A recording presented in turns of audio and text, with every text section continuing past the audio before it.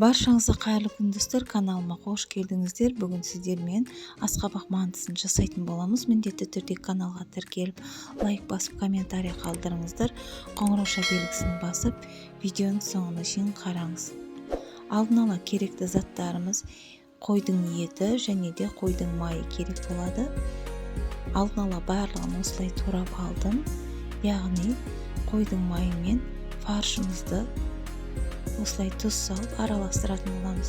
Егер де сіздерге қойдың майы ұнамаса, сұйық май қосып араластыруларыңызға болады.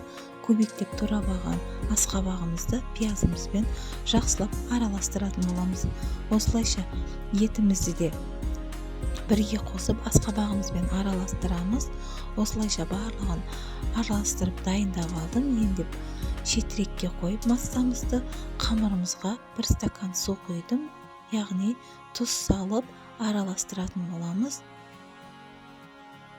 Илегіштің көмегімен осылайша ұнымызды салдым.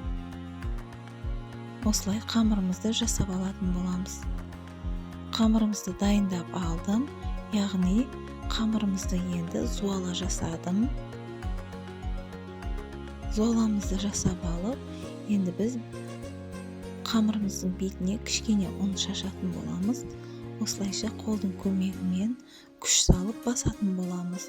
Осылай оқтаудың көмегімен қамырымызды жаямыз. Осылайша қамырымызды жайып алып кесетін боламыз. 4 бұрышты етіп кесіп аламыз осылайша. Сосын массамызды салып, яғни мантымызды түйетін боламыз. Листімізді майлап, мантылерімізді осылай жайғастыратын боламыз.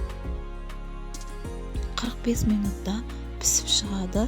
Алдын ала суымызды қайнатып дайындап қойғанмын.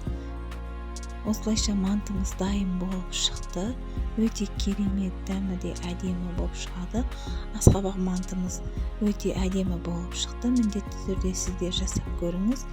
Егер де каналға тіркелмеген болсаңыз, тіркеліп, лайк басып, комментарий қалдырыңыздар. Менің каналымның дамуына өз үлесіңізді қоса кетіңіз. Видеоның соңына шейін қарағандарыңыз үшін рахмет. Келесі видеода көріскенше.